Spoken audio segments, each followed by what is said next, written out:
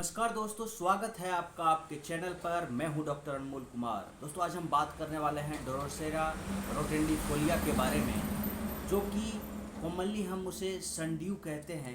यह एक carnivorous plant होता है। कहने का तात्पर्य यह है कि यह दोस्तों मांसाहार पौधा इसे आप कह सकते हैं। अगर इस पौधे पर कीड़े बैठ जाएं तो यह उस कीड़े को खा जाता है।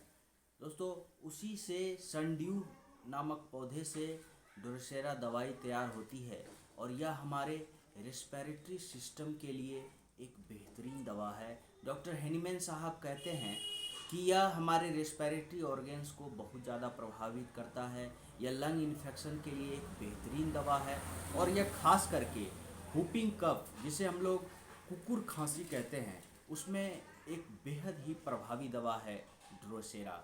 दोस्तों, सबसे पहले हम जानेंगे इसके हेड सिम्टम्स को।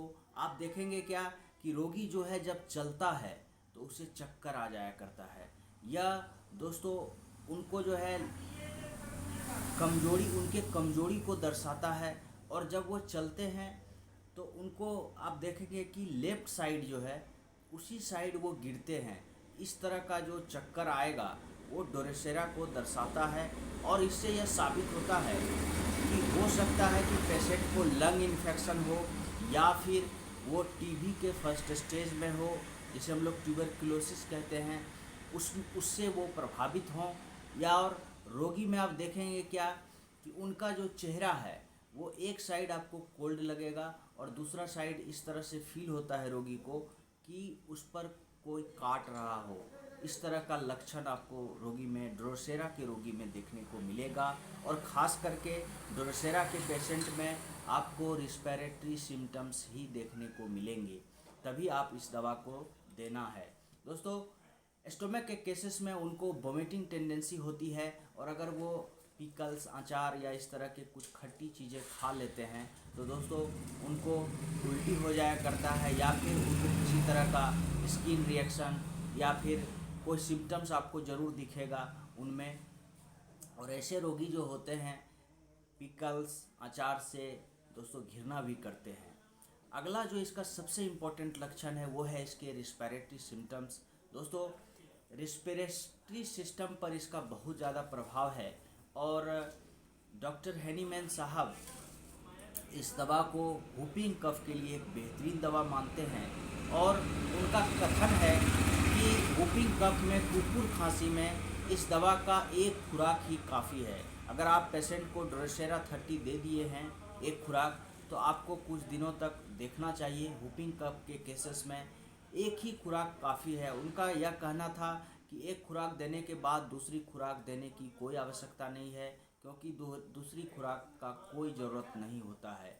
दोस्तों, इसमें आप देखते क्या हैं, रेस्पिरेटरी जो सिम्टम्स होंगे वहाँ पर रोगी को जो है बार बार खांसी आता है, उनको एक सुरसुराहट महसूस होती है और वो खांसने लगते हैं। इसमें ढौं ढौं की जो आवाज़ आती है खांसी करने के वक्त, इसीलिए इसे कुकुर खांसी कहा जाता है।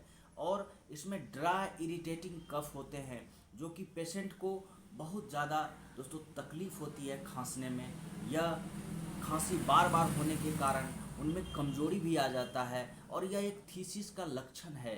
दोस्तों, यह एक तरह से आप कह सकते हैं कि थीसिस पल्मोनरिस जो है उस टाइप के लक्षण आपको रोगी में देखने को मिलेंगे। यहाँ पर दोस्तों लेरेंजियल थीसिस हो सकता है, और यह किसी भी व्यक्ति में जो आप शोर थ्रोट देखते हैं या फिर उनको सुरसुराहट गले में महसूस होती है और वो बार बार खांसते हैं, ढौं ढौं की आवाज़ अगर आती है, तो वो ड्रोसेरा के पेशेंट हैं। आप उनको एक खुराक से ठीक कर सकते हैं। दोस्तों, अगला जो इसका लक्षण है वो है एक्सट्रीमिटीज़ पर।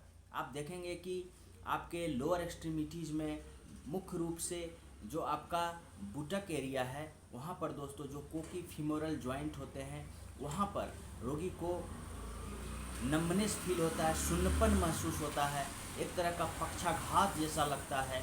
इस तरह के लक्षण में ड्रोसेरा अच्छा काम करता है।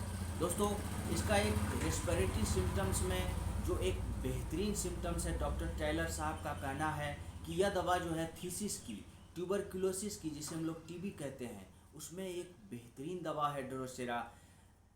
डॉक्टर टेलर साहब का कहना यह है कि जब